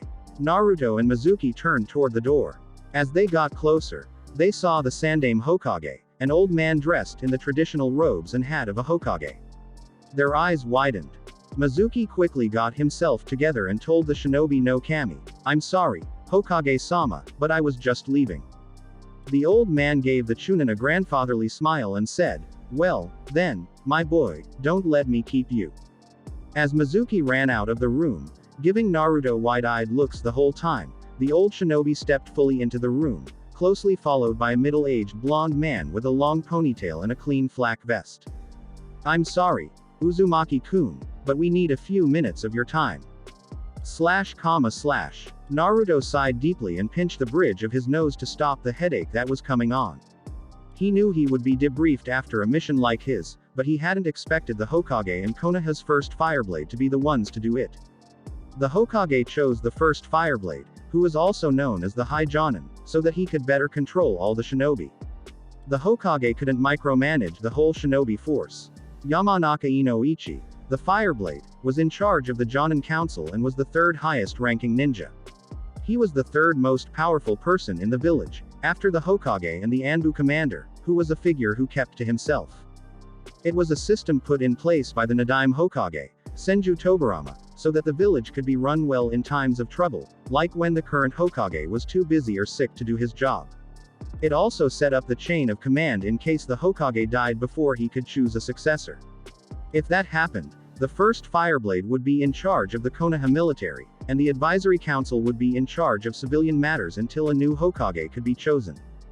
Before Sarutobi took over, Hyuga Hisashi, who was the Fireblade at the time of the Kyuubi attack, had been in charge of the Konoha shinobi force for 3 hours. Given how important the two men were who were sitting at the foot of his bed, Naruto could only think that he and his team had found something important. Mission messes like his didn't usually bother the Hokage and his top Jonin enough for them to get involved. Checks out. It's the same story Shiranui told us, Hokage-sama, the High Jonin said to break the blonde out of his thoughts. The Hokage gave a solemn nod and kept his eyes on Hokage Mountain outside the window. He looked like he was in deep thought. When he turned away from the view, he saw Naruto sitting there. The Sandaime asked Naruto-kun, did you notice anything weird about your meeting with the Iwa shinobi? Naruto took the question as a sign that he could talk about anything. Besides the obvious, like the fact that they were there in the first place. The Hokage nodded, even though he knew the answer. At first, it seemed like Kurosuke had a lot of bad luck. He had money on his head, so it wasn't impossible that someone, maybe even from another village, would be after him. The Hokage nodded to show that he agreed. Buddha. We're shinobi. There's no such thing as bad luck. There's only bad information, Naruto said, his worries from the past week finally coming to the surface. But it still doesn't make sense. The money on Kurosuke shouldn't have been enough to get Iwa's attention, and even if it had, the bounty shouldn't have been enough to send a full kill squad into River Country, which is shared territory between Konoha and Suna. After expressing his worries, the boy gave a shoulder shrug. The young shinobi's ability to figure out what was going on made the Hokage nod and smile a little. Naruto leaned back and closed his eyes as he thought about everything that had happened. Unexpectedly, the words of his almost sensei came to mind. A shinobi must always try to see what's going on beneath the surface. As his eyes flew open, the pieces of information that had been scattered in his mind started to fit together. Naruto spoke to the Hokage again. They were waiting for us. The answer was so obvious and so silly that Naruto had completely missed it while he was thinking. The Sandaime, who had been talking to Inoichi in a whisper, turned his head to look at Naruto. Be specific, Sarutobi said in a serious tone. They had to be waiting, and it wasn't a surprise when they found us. The village was in ruins, but it looked like it had been that way for a while. Killing Kurosuke wouldn't have taken that long for them, so they had no reason to still be there when we showed up. Wasn't asked after the boy went on his rant.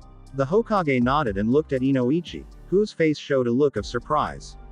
Yes, Hokage-sama, the boy is smart, he said, turning to face Naruto. We've come to the same conclusion, Uzumaki-san. The question is why?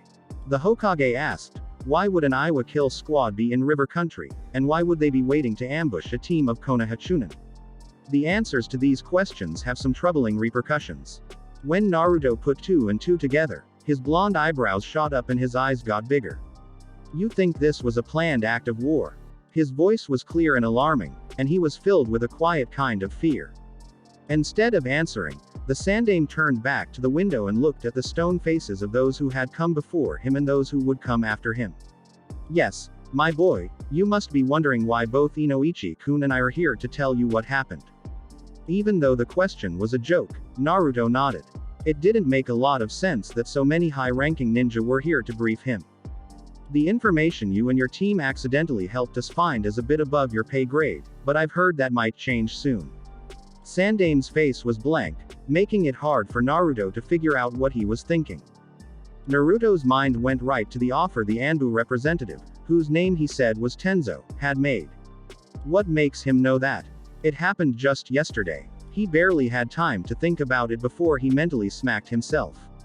The Hokage had direct control over Anbu, so it would have been strange if the man didn't know that.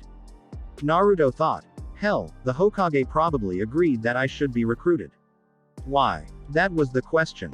You'll find, Naruto-kun, the Sandaime said to wake Naruto up from his thoughts, that I have a good eye for talent. His lips twitched in amusement as Naruto's eyes grew wide. Call it a hunch, but I have a feeling that you might be important to this village one day. I'm just helping the process along. It wouldn't be the first time. Even though the Sandaime seemed to believe in his skills, Naruto couldn't help but be doubtful. Me. I'm no one. I'm an orphan without a clan. The boy trailed off, really not sure why the Sandaime was so interested in him. He was talented, he knew that, but surely there were others. You couldn't have faith in your skills like the Sandaime did just by reading over your mission reports, no matter how impressive they were. Also, it's not like he was doing S-ranked missions, he was just doing regular C and B-ranked jobs. No, the Hokage's level of interest in him could only have grown over time, as if the man had been watching him since the first day he went to ninja school. But that was just silly. As were a lot of great shinobi, the Sandaime said simply, with a very unsettling glint in his eyes. Minato-kun comes to mind. And even he didn't have as much talent when he was your age. Naruto sat back. He was definitely taken aback. No one had shown such faith in both his skills and his talent before. No pressure. Naruto. Sure. In any case, I'm always looking for fresh, new perspectives, because they often show me things that old men like me don't see. Your take on the situation, since you've been involved more than anyone else, may help us understand our precarious situation a little better. The professor looked at Naruto with anticipation, as if he really thought the boy might say no. At Naruto's unnecessary nod of agreement, he turned to the other member of the group who had been quiet up until then. Inoichi, if you will. Of course, Hokage-sama, he said, then turned to Naruto and said, as you know, information is the key to a mission's success. A shinobi who doesn't have the right information is a dead shinobi. All academy students were taught that old saying, which made Naruto shake his head. As you probably don't know, he took a moment to find the right word. The fiasco that was your mission was not the first time a Konoha team was caught off guard by Iwa shinobi. There have been 3 other times, though none quite as obvious as yours. In each case, at least one Konoha person survived, and the evidence made it easy to think that the Konoha teams were just in the wrong place at the wrong time. Naruto said, until now. Yamanaka. Who was blonde, agreed. Until now. Up until now. These small incidents have happened on neutral ground, in grass country. Since grass borders both fire country and earth country, it was easier to believe that squads from both villages might meet each other, though it was still a bit of a stretch. But for it to happen in river country, it's too easy and too obvious. Naruto finished for him, his eyes widening as he realized what he meant. And everyone knows that in this job, there are no accidents. That's right, Naruto-kun, the Sandaime said with a grim smile. Naruto asked, do you think they are trying to make us angry? Hokage-sama, may I speak to you? The Sandaime nodded. Iwa has never been very subtle. They hate us. But a full kill squad in river country going after the same target as a Konoha team. Naruto shook his head. Even for them, it's a little too bold. The Sandaime agreed with a grim smile. Yes, it does, my boy. The old Hokage's face looked more like he was grimacing. Inoichi spoke up again. We were ready to think Iwa was trying to get us into a fight until this last move. Regardless of how Iwa feels about Konoha, it is a shinobi village ruled by shinobi ideals. The Tsuchikage would never allow such an attack unless all of his forces were ready for war, otherwise, it makes no sense. Naruto's eyes widened and he suppressed a gasp as a second, far more horrifying conclusion was drawn in his head. You think someone is using Iwa to push them into a fight with us, which wasn't really a question, was met with only grim faces. The ghost of a man said, it didn't go as planned, but I think we should be able to make do. Hey, it could even work out better. The man he was talking to stood with his back straight and his gray, ringed eyes looking intently at the rainbow-colored figure. Go into detail, was his simple order. Shibito was a good soldier. He was one of the Tsuchikage's favorites and had been around for a long time. The figure paused and laughed to himself. When I heard the news, I was surprised that the old man didn't immediately declare war on Konoha. Even though he is old, the Tsuchikage is still wise. He has never been impulsive, and it is unlikely that he will start now, the gray-eyed figure said as he adjusted his red-clouded black cloak. The voice wasn't exactly monotone, but it didn't have any changes in pitch. The rainbow-colored figure was always scared by it.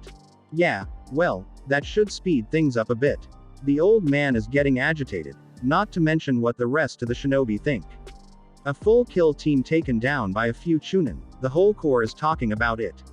The figure shook his head. They heard that some jerk got all the kills, and that's making them nervous, yeah. The person with gray eyes agreed. That's how it should be. This unexpected turn could help speed up our operations. How are things going in Kusagaku? The sudden change in subject seemed to catch the Spectre off guard, but he quickly got back on track. Better than I thought. Sure, but it's still a long way off, the figure said with a shrug. Even then, it will take something big to get the hardliners to change. Konoha has been one of their best allies. It's very important that Kusa backs Iwa, the figure in the cloak said. Because Iwa has support from a village near Konoha, Konoha will have to act quickly, which will take their attention away from us. The ghostly figure gave a nod. Okay. I get it. It's just hard to work with the pro-Konohans. It was hard enough to get them to swear to keep quiet about the whole deal. An incident will be set up, since you seem to think it's needed. For now, keep the pressure on Kusa and off of Konoha. We don't want them asking us questions we don't need to answer because we weren't paying attention. You really think they could figure out that we're here? That seems a little far-fetched. Yeah, the man in the cloak couldn't see what his subordinate was thinking, but he could tell from his answer that the man was confused. The man with the gray eyes shook his head. The Sandaime has always been smart, and that hasn't changed as he's gotten older. He also has a knack for surrounding himself with other smart people. Provoking Konoha anymore won't accomplish anything, and it'll make it easier for the Hokage to find out about us. The figure with rainbow colors nodded. Understood. You are free to go, he said. With a small hand gesture, the ghostly figure vanished, and the man in the cloak let the jutsu end. The fight between Konoha and Iwa is going to happen as planned, right? Asked a voice from behind the gray-eyed man. Ahead of schedule, if Deidara is to be believed, the man said to a similar-looking figure in a cloak who was wearing an orange mask over his face. The unexpected turn of events could help us a lot, but we should keep an eye on that leaf nin, Uzumaki Naruto. The masked man nodded. The rest of that damned clan was definitely trouble. I'll have Itachi watch him, since he's already on Kyuubi duty. If necessary, he'll be able to kill the boy. What about Kusa? You said it yourself, Pain, that their alliance with Iwa is key to starting this war. Konoha will have to act in a way that will be seen as an act of war. Pain nodded. And they will. I already have a plan in place. If everything goes as it should, tensions should be at the breaking point in 2 months.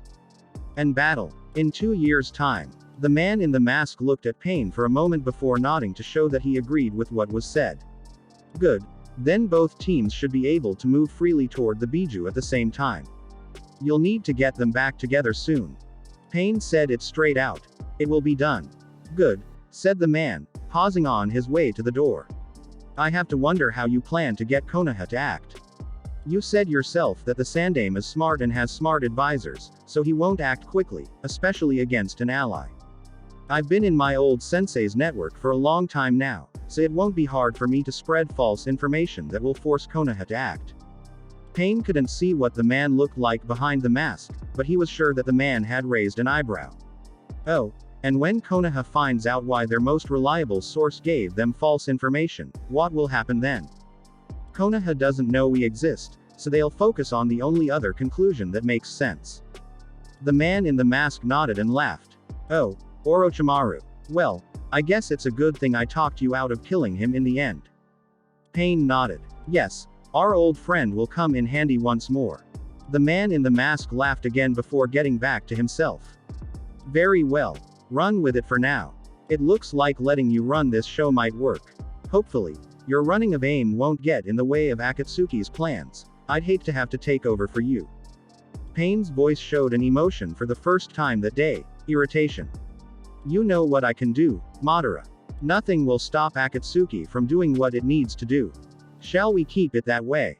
Asked the man in the mask as he disappeared in a swirl. Pain waited a moment to make sure he couldn't feel the ancient Uchiha's chakra anywhere in aim before he calmed down.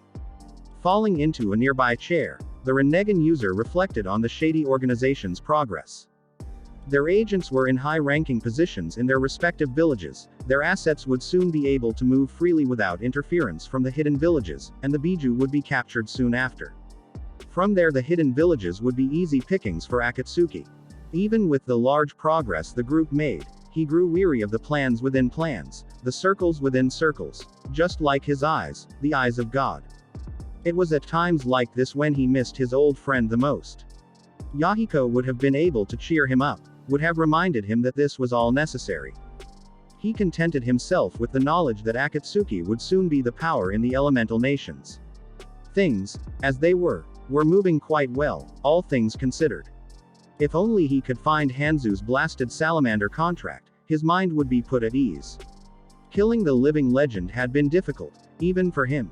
He didn't need any new salamander summoners springing up from the cracks of the shinobi world. Swiveling in his chair, his ringed eyes surveyed Aim's industrial skyline. Soon, Akatsuki would rule the shinobi world. Soon, he could finally dispose of Madara. Soon, there would be peace.